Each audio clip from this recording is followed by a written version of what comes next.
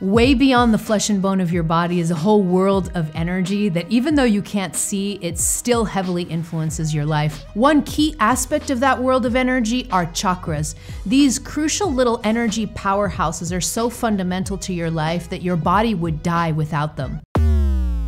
In this video, you're going to learn some key features about the chakras, including some quirks that I've learned through experience in working with thousands of clients from all over the world. You're going to learn what chakras really are, then some key features to the 7 main chakras of the body, including some quirks that may surprise you. And then I'm going to share 3 simple tips to help you balance your chakras quickly. Coming up.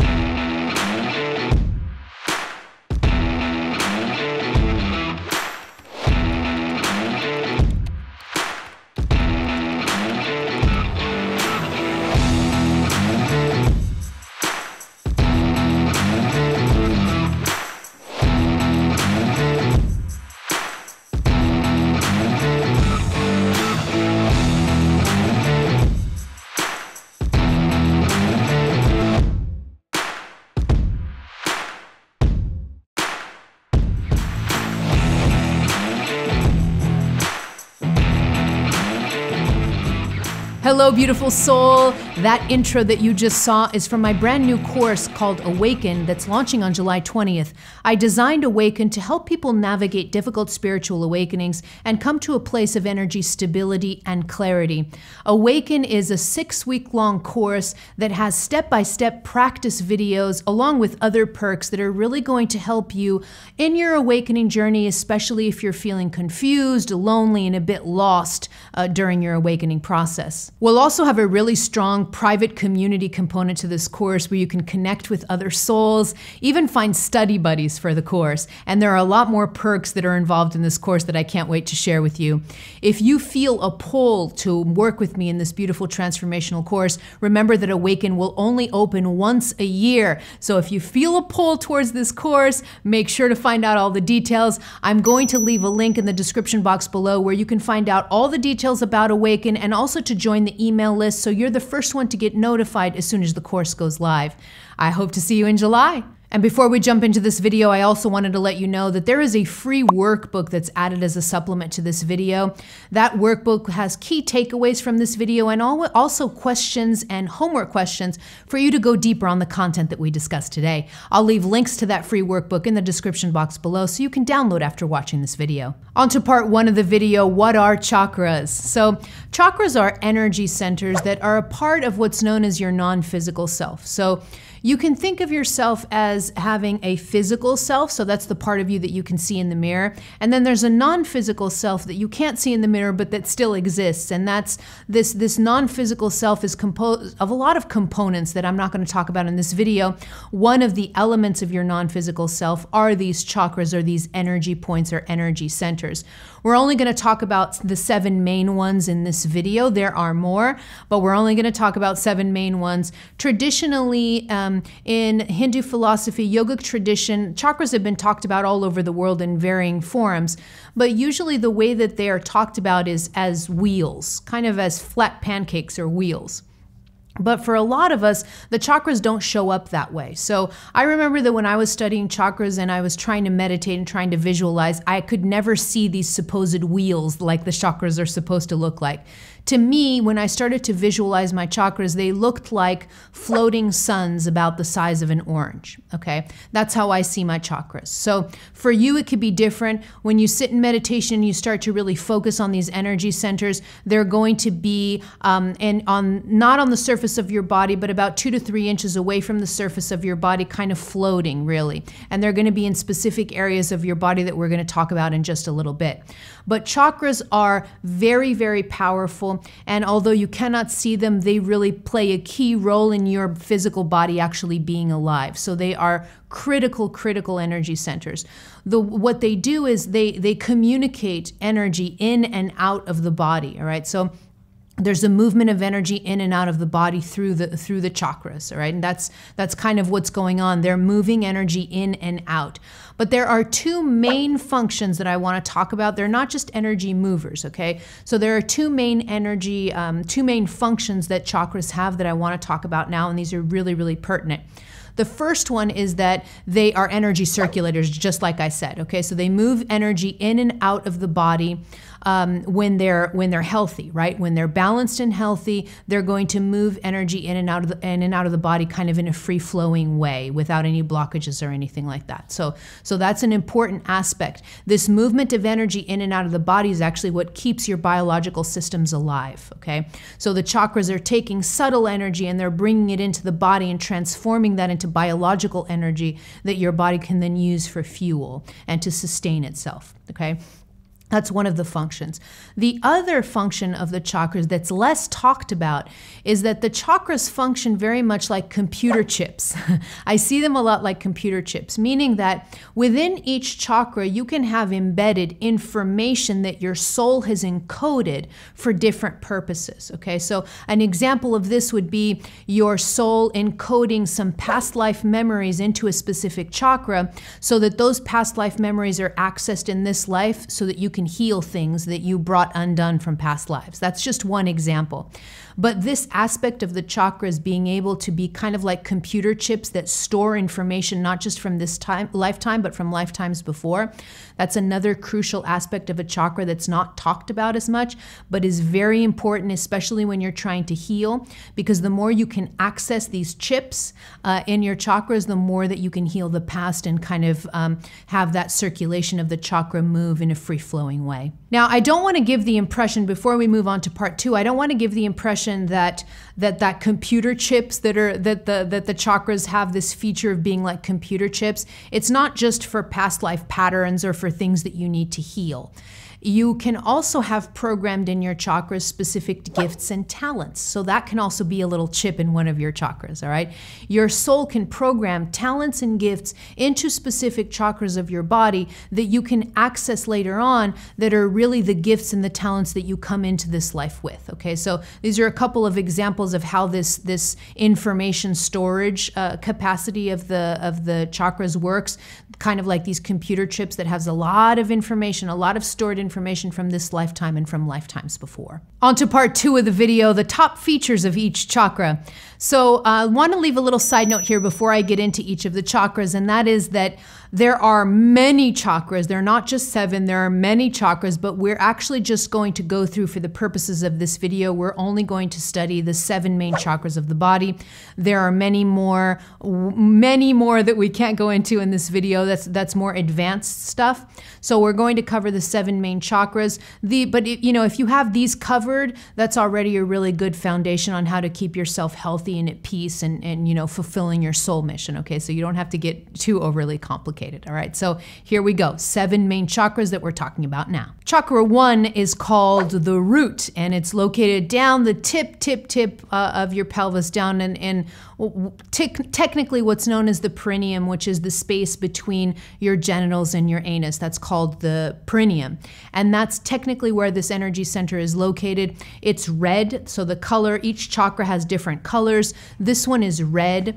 And this is the chakra that is very important. This is the first one to come online when you're still a baby in your mom's womb. Okay, so very, very first one to come online. This chakra is all about survival. It's about feeling safe. It's about the tribe. So it's all about your tribe, the groups that you belong to. But very much a very key feature of this chakra is safety and survival, okay, security, basic things. So this chakra is very, very active early on in your childhood. If you have a really safe and loving environment, chances are this chakra is probably a little bit more balanced, unless you're bringing in things from past lives that need to be dealt with. Okay. Now, this is also the home of what's known as the inner child, all right, which is a subpersonality of yours. The inner child energetically resides in this first chakra. Another quirk, an important quirk of this chakra, is that this chakra stores, remember that we talked about how the chakras sometimes function like chips, like information storage chips? In this case, for the first chakra, a lot of what's stored here in these chips, in these information chips in the first chakra, is a lot of generational stuff and past life things having to do with your biological line, with your ancestral line, okay? A lot of that information is stored here. So a lot of times when we have certain family patterns that perpetuate from generation to generation, they're coming from the inner energy imprints that are kind of in that information chip in our first chakra, right? This is one of the main quirks of it.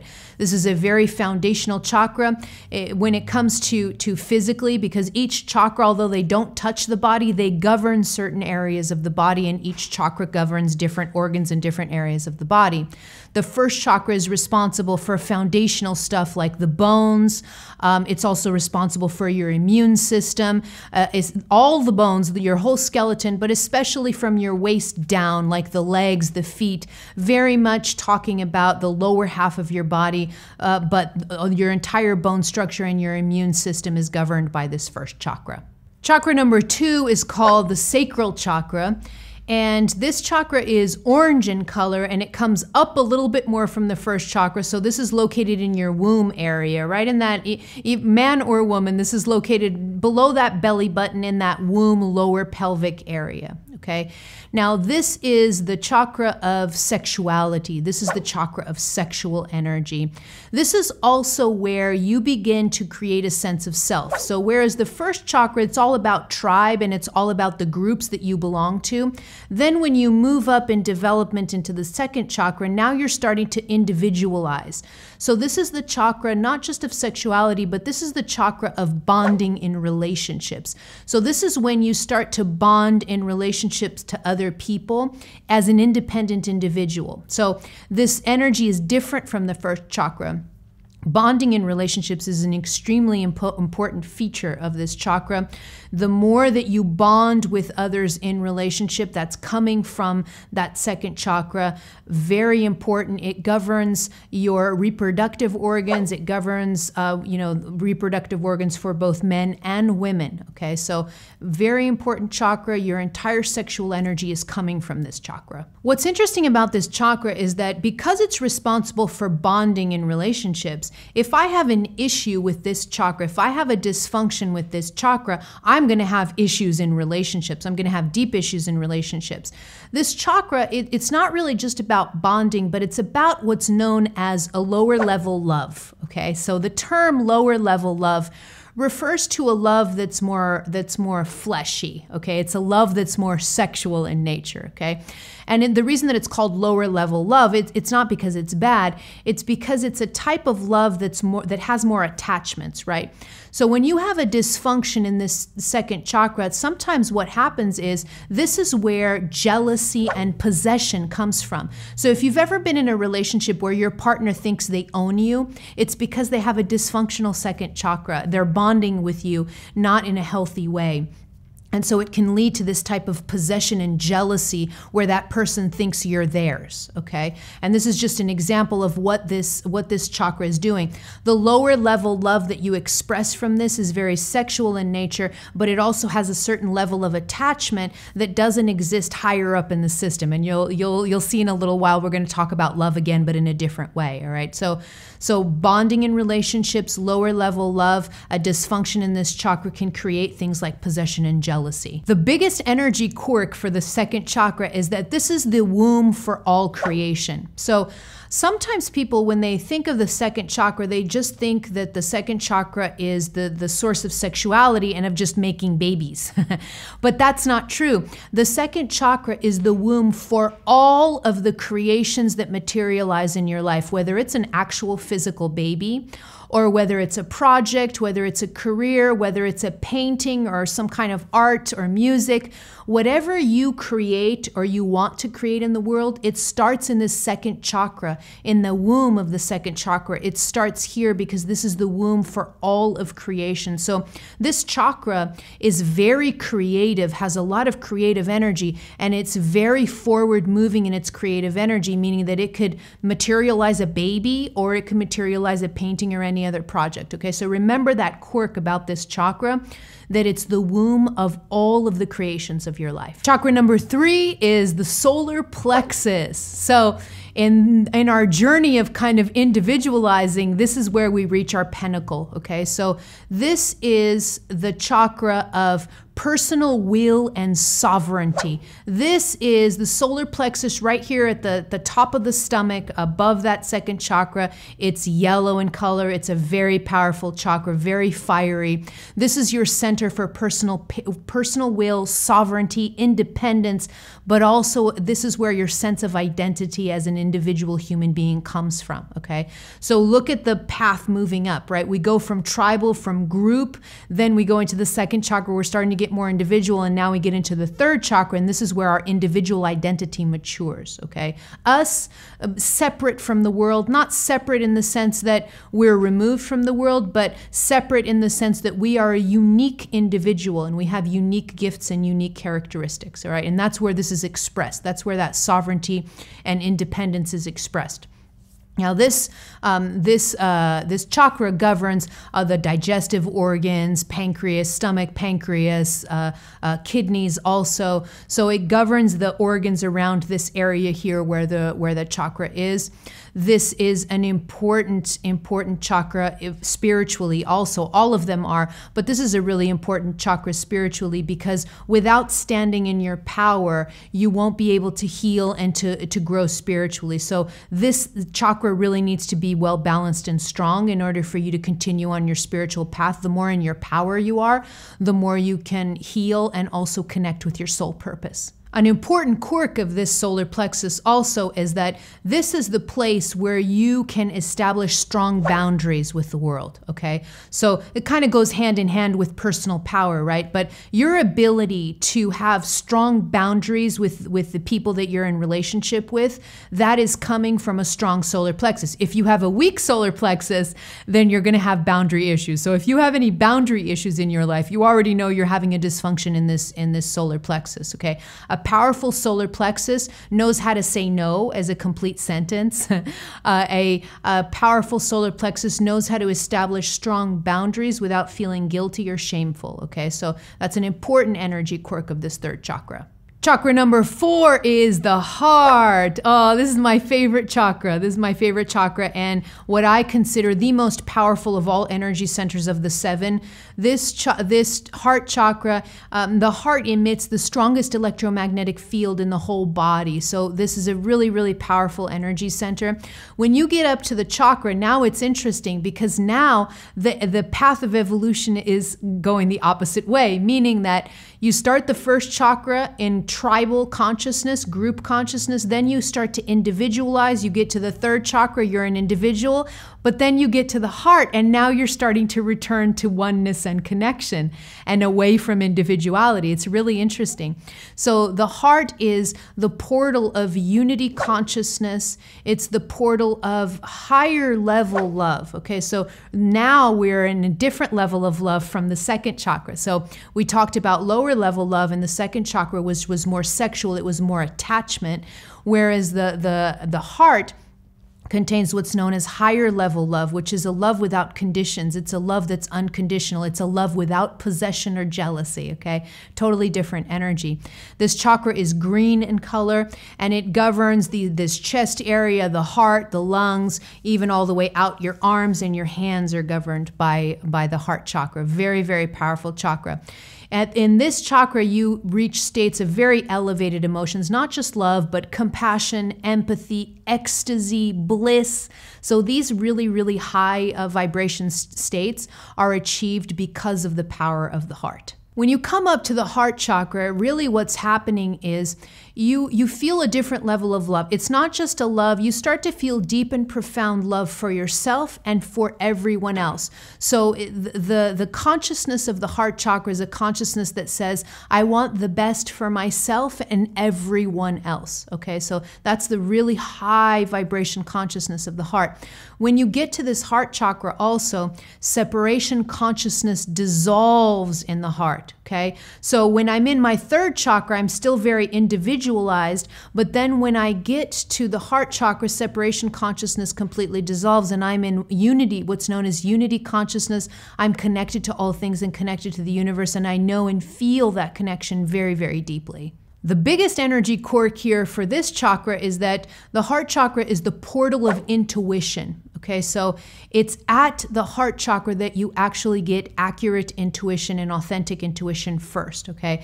So from a scientific perspective, intuition is studied as a subconscious phenomenon, so a mind phenomenon, but it's not a mind phenomenon at all. It first starts in the heart. This is your portal of intuition. The more you're connected to your heart, the more you can access pure intuition.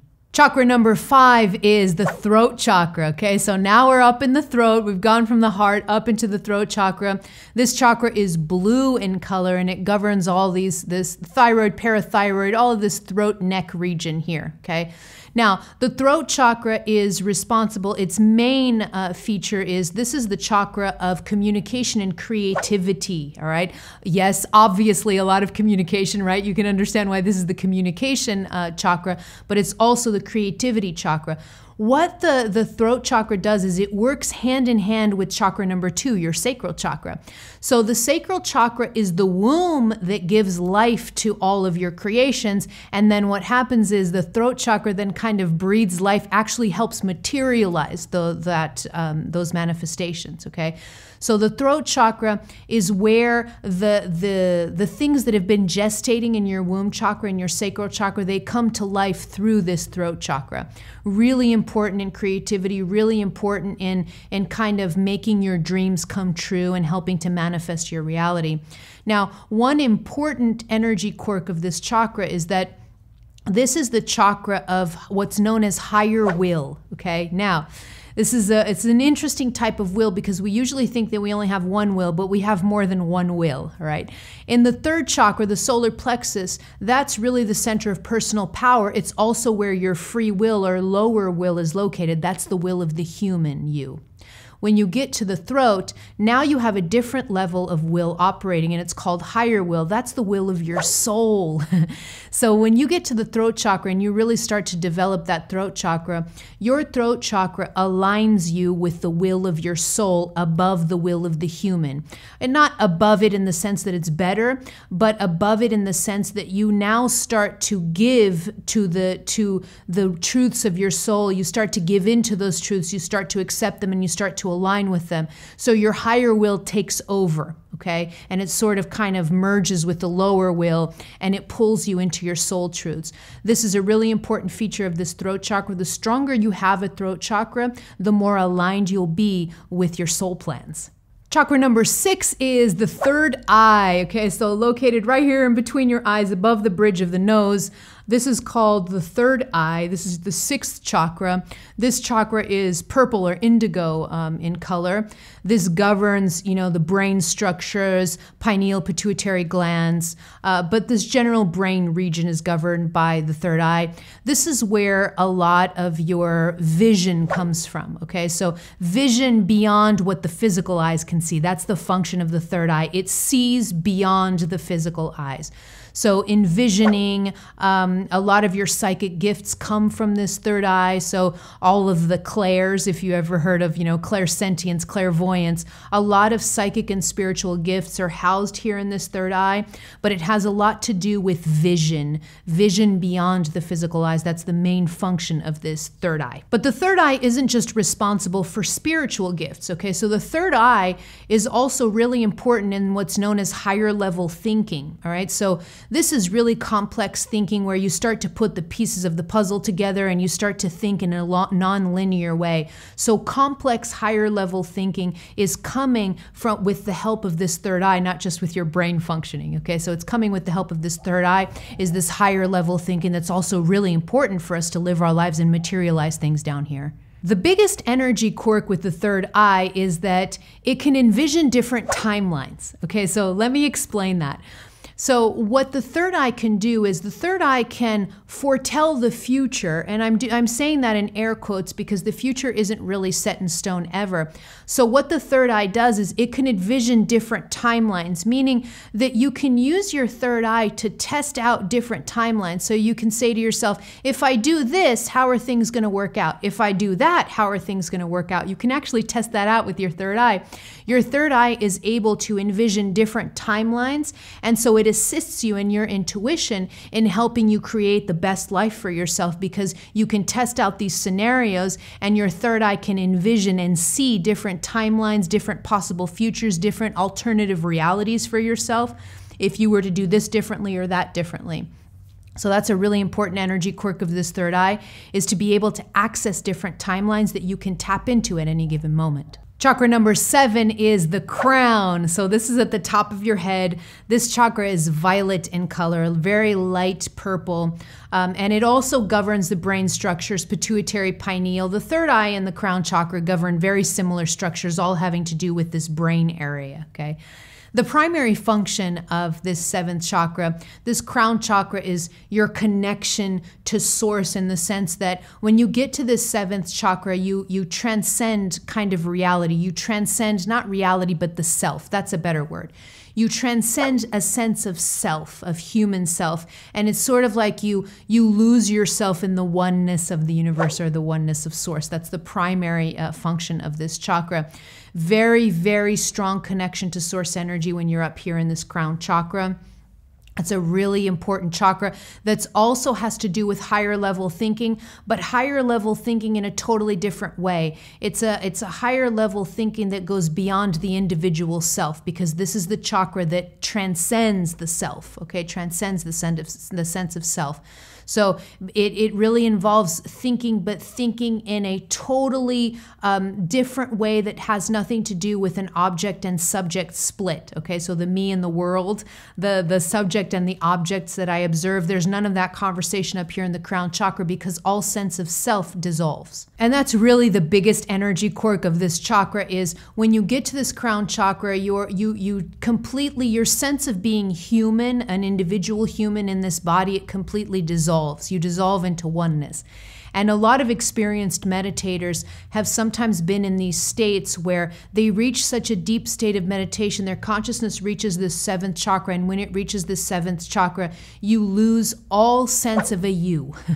There is no you, there's no individual you here in the world all by yourself. It's like your consciousness dissolves and it kind of merges into the oneness of reality. A lot of experienced meditators who've been able to tap into this consciousness will report exactly the same thing, that they totally lose a sense of self when they get into this chakra, all right? So this is the last chakra in the system, very much about connection to source and about transcending the self, the human self. So you see, as we went through these 7 chakras, do you see the evolutionary path that kind of unfolds as you're moving and evolving up the chakras? You start from this really primal and instinct-based reality of the tribe in the 1st chakra. And then you start to individualize. You become your own mature, independent individual at the 3rd chakra.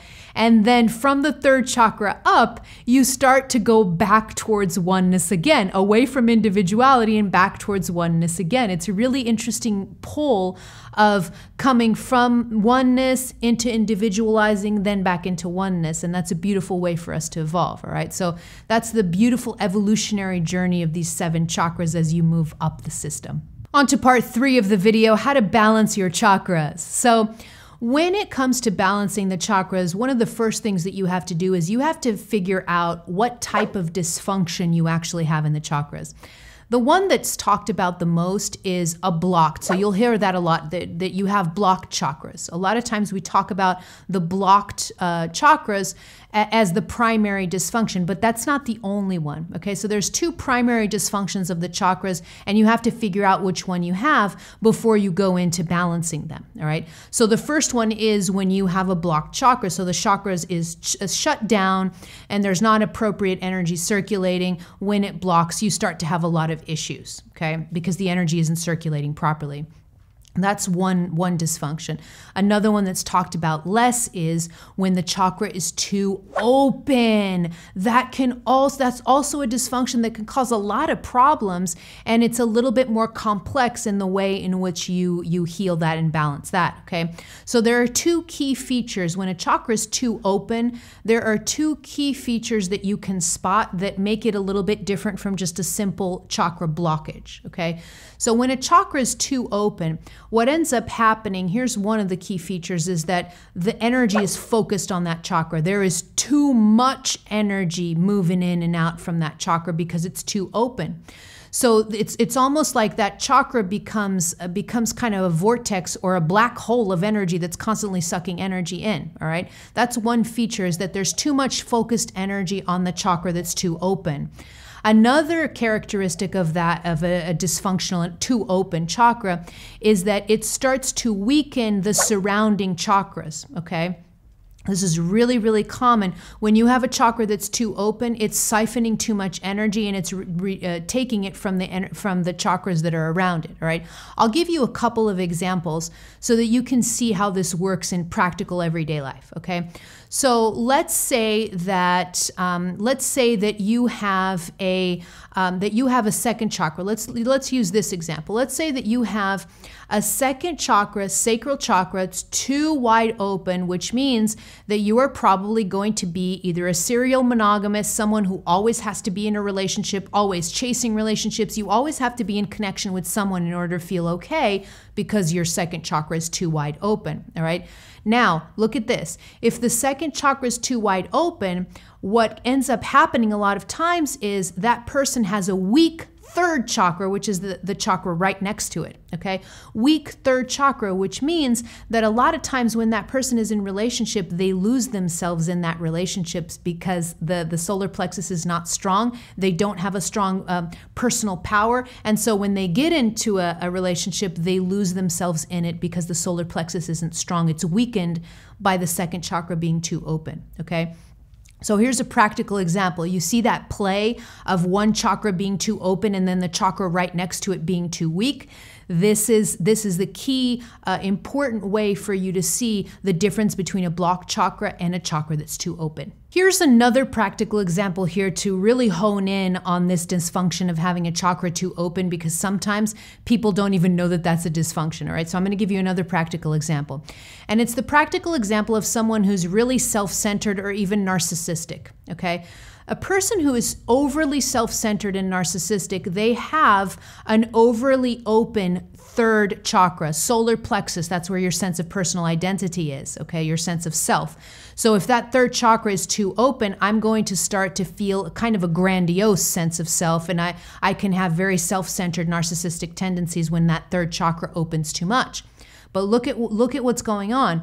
That third chakra is open too much, so I have these narcissistic, self-centered behaviors, but then my heart chakra, the chakra right next to it, is weakened by the third chakra pulling in so much energy. That heart chakra is weakened, which means that people who are really self-centered and narcissistic, they have a lot of difficulties feeling compassion or unconditional love for other people. And it's precisely because of this. There's an energy, tremendous energy imbalance. That solar plexus is sucking in all the energy from the heart chakra, and so that person is unable to feel compassion and empathy for others, okay? So here's another play on how that overly open chakra is siphoning energy from the surrounding chakras, either above or below it. So now that you know the two main different types of dysfunctions that you can have with your chakras, now let's get into some simple tips that you can use to balance those chakras out depending on what dysfunction you have, all right? I'm going to share with you 3 simple tips to do this. It's really not complicated work, especially when you know what type of dysfunction you have in that chakra, all right? The first step in this process is awareness. Okay, so that's the first tip for you. That's the most powerful one. When I'm aware that I have a dysfunction in one or more chakras, just the awareness of that dysfunction sends energy into the dysfunction, and that's probably 80% of the work. 80% of the work is the awareness that I have a dysfunction in a chakra to begin with. okay? Now, how do I know I have a dysfunction? You're going to know very, very quickly through behavior. So that's one of the ways that I ask people to assess themselves, and you can actually journal this. That's a great exercise in self-awareness, is to journal this. You will know dysfunctions, chakra dysfunctions, by your behaviors. So, for example, a person who's a sex addict. Let's give another example. A person who's a sex addict will have a second chakra that's too open. So what's going to happen? You're going to know that that person has a dysfunction in that sacral chakra because of their behavior. They seek sex constantly, all right? So a person's behavior gives away very, very good way for you to see what type of dysfunctions you have in your chakras is to pay attention to your behaviors. That's one way. But also how you feel or don't feel, okay? So for example, when we have blocked chakras, a lot of times we get cut off from our emotions because the energy is not circulating. So you pay attention to how you feel or lack thereof, lack of emotions. Pay attention to your behaviors. And also another important way to assess a dysfunction is pay attention to any physical symptoms, because the chakras are very intimately involved with your body, very important for the body. When you start having a dysfunction in a chakra, your body will tell you. So usually what happens is you'll start to have physical symptoms. Sometimes it can even get to the point where you can have a diagnosed physical disease around the organs that are governed by a specific chakra. All right, so these are some ways for you to assess whether you have dysfunction, what type of dysfunction. And once you bring awareness to that, maybe just by journaling, by really asking yourself a lot of questions about your behaviors and your feelings, the more that you do this, the more aware you become, and the more aware you become of the dysfunction. That's like 80% of the healing work already. Now, once you have this awareness and once you make this assessment, maybe journal down and do a lot of this work of assessing how your chakras are doing, once you do that, then the part of the awareness that you can also bring into this step is just bring your gentle, sustained focus into that chakra. So let's use the example of the sex addict. Let's say that you've just really come to the realization that you're a sex addict. This is an extreme example, but it's an example that we were using, so let's continue using it.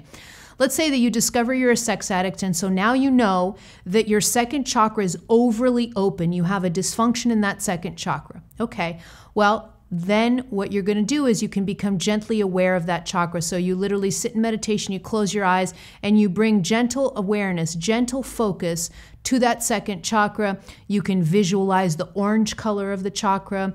And so bring a gentle focus into the chakra. As soon as you bring a gentle, sustained focus into the chakra, the energy is going to start to move more in balance. Step number 2, or tip number 2, is conscious command. And this one is a really important one. People don't realize this, but your chakras, all parts of you, respond really strongly to your own conscious command. All right. Now, this step or tip, this is most important for a dysfunctional chakra where the chakra is too wide open. Okay. Not so much with the blocked chakras. When it comes to blocked chakras, just the awareness in step 1, that's enough to get the energy circulating, because when I bring gentle awareness to a specific chakra, that's going to bring energy, and that's going to start to circulate energy. It's going to start to open up right away.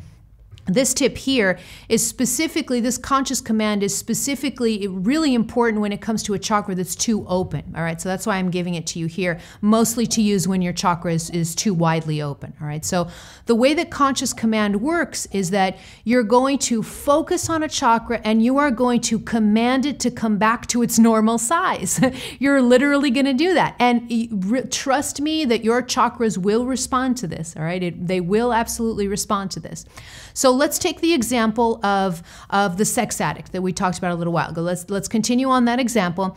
And let's say that you've now discovered you're a sex addict. That means that your sacral chakra is too wide open. Here's how you can work with that. So you can sit in meditation, you can close your eyes, you can even put your hands on your sacral chakra, and you can say a command or an affirmation. You can design your own, but I'm going to share a really powerful one with you that you could do also. And I want you to repeat this affirmation out loud preferably, but repeat it over and over and over for as long as you want until you start to feel, you will feel that chakra return to its normal size. I've had many people say this to me, okay? You will feel that chakra return. So here's what you're gonna say. I'm gonna share with you this affirmation. You sit, you put your hand on your lower chakra, on that sacral chakra. You can even visualize the orange color, and here's what you're gonna say out loud.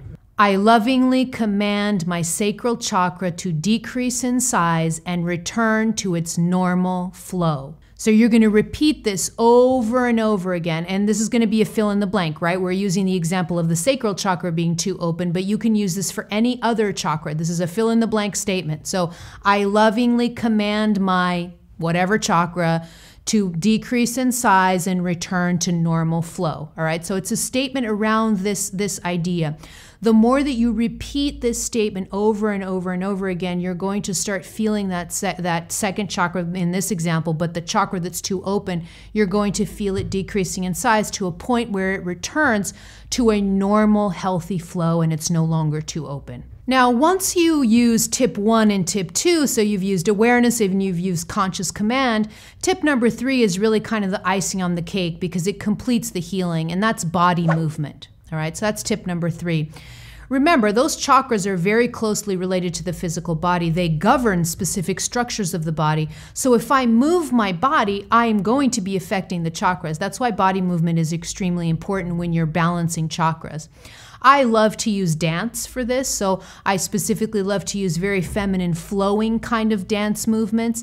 The more flowy and circular those movements are, the more you move your body in ways that it's not used to moving, the better you can reestablish energy flow in the chakras. But you can use any type of movement you want. Just make sure that you move your body, specifically body parts or areas where that chakra is, okay? So for example, if we're using the example of the person who's working on that sacral chakra that was too open because they're a sex addict, you're going to want to move that pelvis around a lot, maybe do pelvic circles or just move your hips a lot because that's the area that's governed by that chakra, all right? So this is just an example, but you're going to want to move your body a lot, and movement doesn't just have to do with exercise or running or walking or dancing. You can move your body and move tissues in different ways, so I'll give you some tips on other things that you can do. You can also do stretches, so gentle stretches is another great way to move your body. You can do self-massage, so you can self-massage around the area where that chakra is, so that's another great way of kind of doing that. You can put some hiking shoes on and you can just go hiking. You can go be out in nature, move your body, but be out in nature. That's another way also to help you. Whatever way you choose to move your body, just know that the more you move your body paired with the other two tips, the faster you'll get these chakras back in balance. So now that you know more about your 7 main chakras, if you want to go deeper into other aspects of your energy system that you may want to learn about and learn how to heal, I shot a whole video on the top features of your energy system, and I'll leave links to that video in the description box below so you can watch after this one. Now I want to hear from you. Let me know in the comments below if you feel like you have a dysfunction in any of your chakras. I want to know which ones. Let me know in the comments below. And don't forget to download the free workbook that accompanies this video. That'll help you go deeper on the content we discussed today. Click here to subscribe to my YouTube channel or head over to my website where you can download my popular guided meditations. And don't forget this video that I talked about in this one. That'll be great for you to continue viewing. All right, beautiful soul, I love you. I'm out.